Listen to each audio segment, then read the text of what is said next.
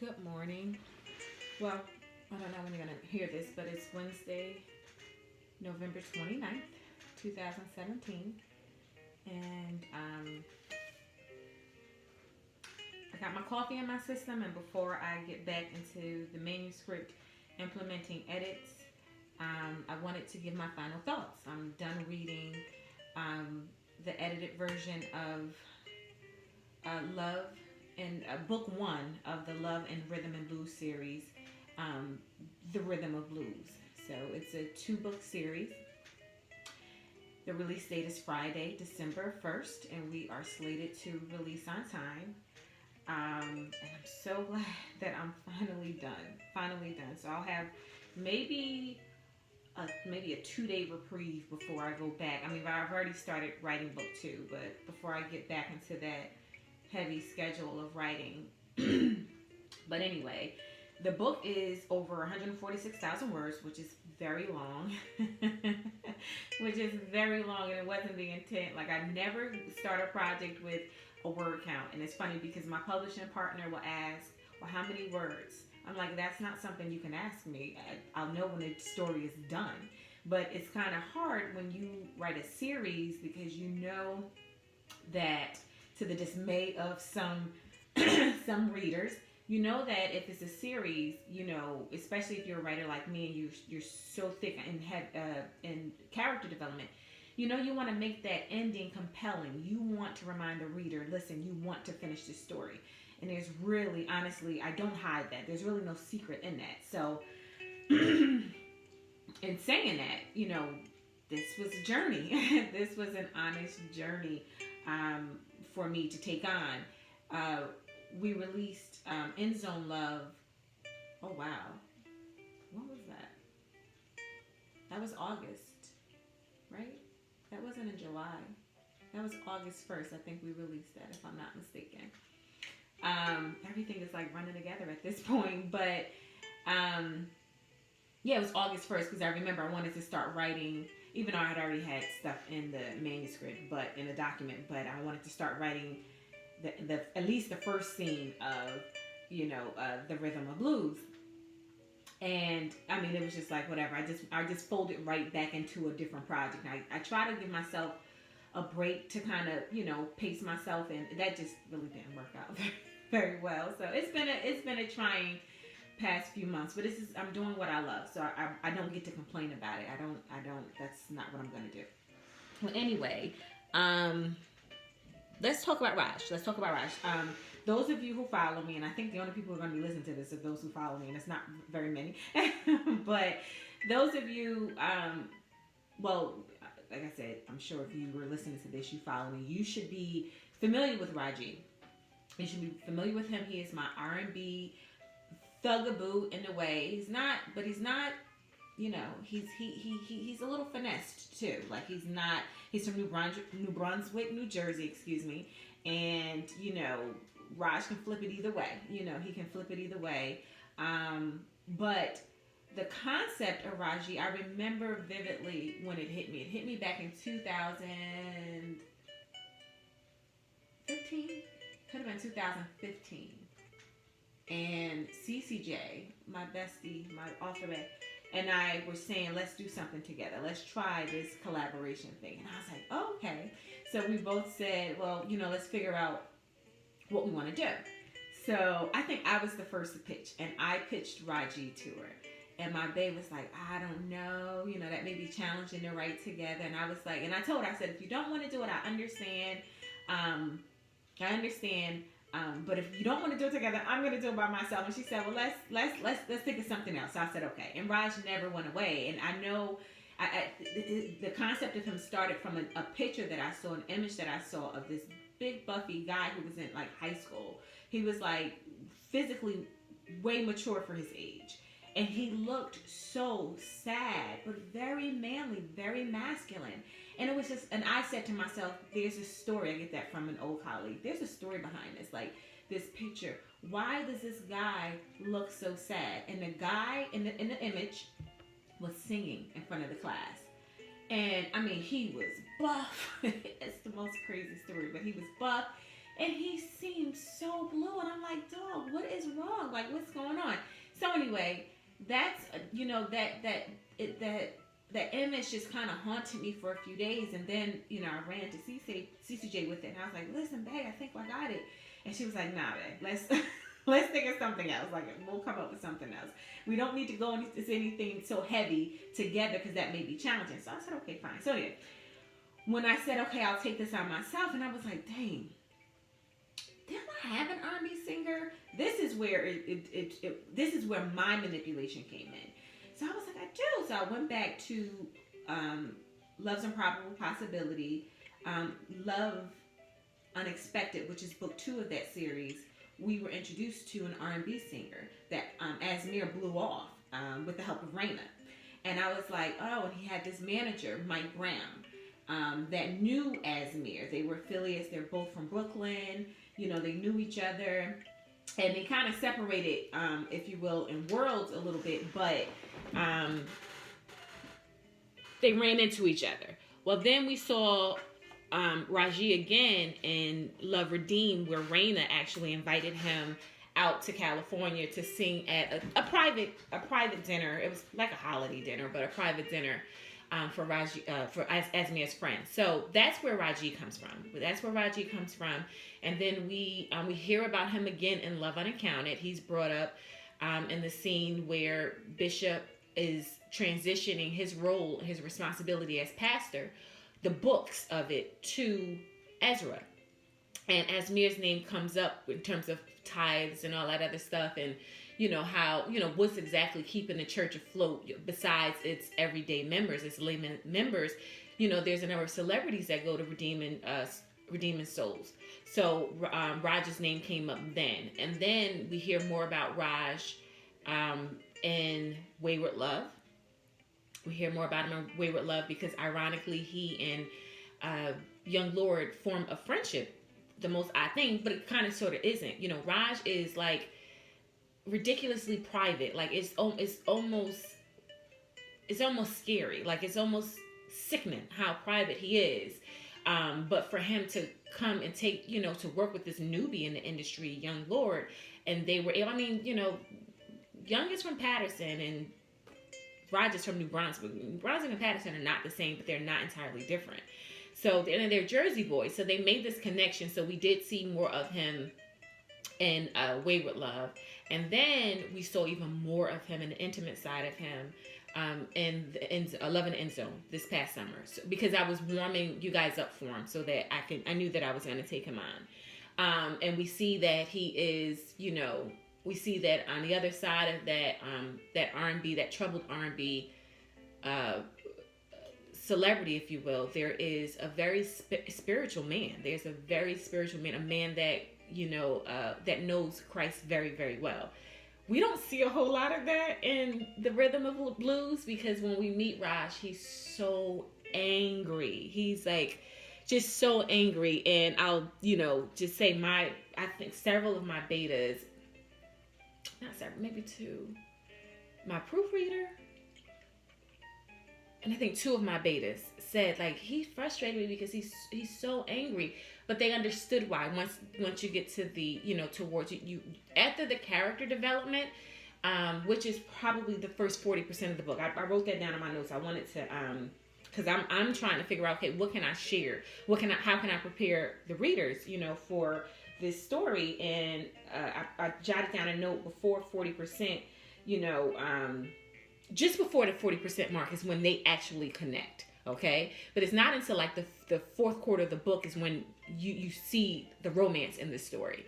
I spend a lot of time in character development. You know this, of me by now. I don't think that you'll get bored in the character development because of the biggest plot of them all. I have to make my job as the author is to make this plausible. I need to make it plausible for me. Like, how do you do this in 2017? Like, how do you want to stay away from these traditional themes in romance, the traditional plots and stuff like that. So how do I set myself aside from that? But although it has his identity is attached to what we've seen before, it's weird. You'll know what I'm talking about once you read the book. But So I spent a lot of time in character development, and ironically, although I spent a lot of time in character development, there's so much mystery. There's still gonna be questions that you have by the time you read the end. It's not even the end that you will to be continued. It'll be that. So there is a major cliffhanger. I never shy away from that on my social media, especially my Facebook fan page. There were several people who made a comment like, I got to prepare myself. I think someone on Twitter even hit me up too. I got to prepare myself for Love and her cliffhangers. And I'm not, if you want to wait until the second book comes out, I mean, that's fine, as your prerogative. I'm a reader first, so I get it. Like, I don't think I take long in between books. I personally don't. You guys know that I only deal with one couple at a time. I'm not going to abandon this series to go start another one. That's not what I've never done that before, and I don't want to do that. So, the book 2 is coming next. I'm working on book 2. I've already started book 2. So I wanted to say that.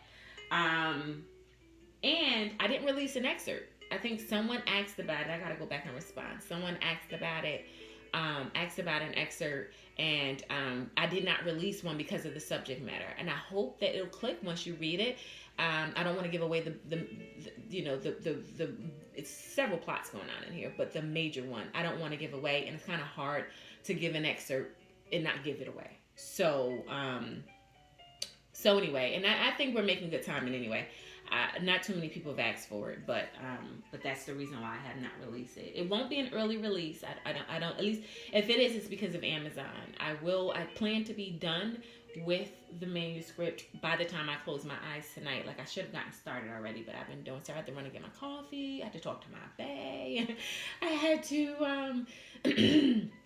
I had to release the promo today. So I had things to do. And shortly, I think I want some fish and grits. I think I'm going to buy some fish, and then I'll make my own grits. All before I get started today. But it's done. It's done. I just have to finish polishing it up. I have to implement more edits from both my editors. One is done with it, and she did a second round, or address several questions I had from her edits, and I had to go through that and make sure those are implemented. My second editor got back to me with the entire doc. I had to implement hers, and this takes hours to do. And then I think 2 of my betas, they actually wrote up their notes, and I responded to them, and then they responded to that, and I got to make sure that I address everything. My proofreader, like 10-15 minutes ago, although she submitted hers on yesterday, she still sent me. She said, what, I have an afterthought. This came up. I think this is wrong, and correct this, and that's what they do. And until we think we got it, and then afterwards there'll be some errors in there, and then I have someone that hits me up. Even though I invite everyone to, but I have someone that hits me up and say, well, listen, this is misspelled, or blah, blah, blah. And then I'll do another round of edits that's the story of an author. At least me. That's not true. At least me. I have 2 editors. I have a proofreader, and then I have betas, so I can't do it all myself. I'm a messy artist, so my cleanup crew is large. But anyway, and book 2 will be released in the first quarter of 2018. No, that's not what you want to hear. My publishing partner is demanding a February release date. I am not guaranteeing a February release date. What I will guarantee is that I will be right back in the thick of writing. I have a birthday coming up in less than 2 weeks. Yeah. In less than 2 weeks, and I don't think I'm doing anything special for my birthday. I don't think I'm doing anything special, but this book was actually supposed to be my birthday gift to myself, which is a good time to mention the cover. The cover is fabulously done, and I just want to shout out my graphic designer, who doesn't like to be mentioned because they're out of business, and I've been pulling them for their services until I find a graphic designer, and then I kind of low-key stopped looking for a graphic designer, and I need to find a graphic designer. But when you have one that's dope as this one, who's retired, what are you gonna do? So anyway, earlier this year I was thinking about the cover for Love and Rhythm and Blues, the 2 books. And I'm always I'm big on covers. My hand is always on the covers. I think the only covers I don't really participate in, are the Connecticut Kings covers. Everything else is just, I'm just like, I know what I want, you know. I'm one of those aggressive alphas. But anyway, I knew that I wanted it to look like like a device, like a music mobile device, like a music app on your mobile device. And so I threw the editor several images that I wanted to mimic, and what was spit back at me is mostly what you see. I think the design is exactly what you see. I think I just had to tweak maybe just some of the script on it. But the album, you see, if you have an Apple phone, and the graphic designer did not want to do exactly what Apple did. The graphic designer, I would have done it, but the graphic designer, understanding legal, legality, I'm making up a word, legal matters, basically said, now we can't do exactly what Apple does. So I think several formats were researched, and this is what the graphic designer came up with. But if you have an Apple device, going back to my vision, you'll see that this kind of, it's just almost, it's what you see on your device, right? So my bestie, who I run the covers past to for her 2 cents, she was like, wait, I can't, it won't play for me. It won't play for me. I keep tapping play. Ruby and I hollered, my sister and I, we hollered. So, I mean, I think for like months, because the covers have been done for about 3 months now ish, and that first draft I sent to them both, actually. I sent it to Team Love, several Team Love members, not all, but several, for their feedback or whatever. But anyway, my bestie was like, I keep hitting play, it won't play for me, and that was everything. So for the past couple months, once in a while, Ruby will text me. She said, I can't believe she was still hitting play. It's the funniest thing. I'm actually going to send her this video. I know she doesn't watch it, but I'm going to send it to my bestie so that she can see it. I'm publicly making fun of her. But anyway, so back to the cover. Jamaica actually said, because the song apparently is the length of 5 minutes and 17 seconds. So Jamaica said, knowing you, that has some significance. And I was like, wow, that's actually was not my genius. That was actually the graphic designer genius, because this is the 5th book in 2017. So she put 5, and 17. And I was like, oh, wow, that is true. Because I made a big deal out of this, because I've published 5 books in a year. I've never published 5 books in a year. I never endeavored to do it again. This was actually my birthday gift to myself. So I was giving the middle finger to my publishing partner. Like, you can't give me any deadlines. This is all for me. This will be out by my birthday. This is my birthday gift to myself. So yeah, that Wayward Love was all my publishing, partners' idea, something that that's been requested for a couple of years, and I was like, well, until I'm at this full time, just this full time, because I've been writing full time since I've been writing. But until I only have this to do full time, I cannot put out 3 books consecutively like that, month after month. So anyway, and then I had to continue with the Connecticut Kings brand. And then I was just like, well, I'm not going to take half a year off. That doesn't make any sense. So this will be my birthday gift to myself. So anyway, I was appreciative that the graphic designer did consider that, because this is a big deal for me. 5 books in a year. That's just not my style. And it's not something I ever want to do again. It because of the way that the other books were published, that schedule, it left room for this at the last month of the year. So I'm happy I was able to pull it off. All right. So I'm nearing 20 minutes, and that's just too long. I just want to, say I hope you like it. I do. I'm never gonna not say that I don't put out trash. I don't do fluffers. I don't do fill-ins. Like, every scene in this book has a purpose. Even if you don't get it until book 2, and then sometimes you don't get it at all. I hear people say all the time, I'm on my 2nd read of this, and I'm picking up more than I did the first time. Or on my 3rd or 4th read. I forgot. I skipped over so much stuff, and it's making sense. Like, I have a lot of details in here, because these are real people. These are my clients. They come to my office. So I want you to feel that. So, I do. This is a long book. This is pretty long.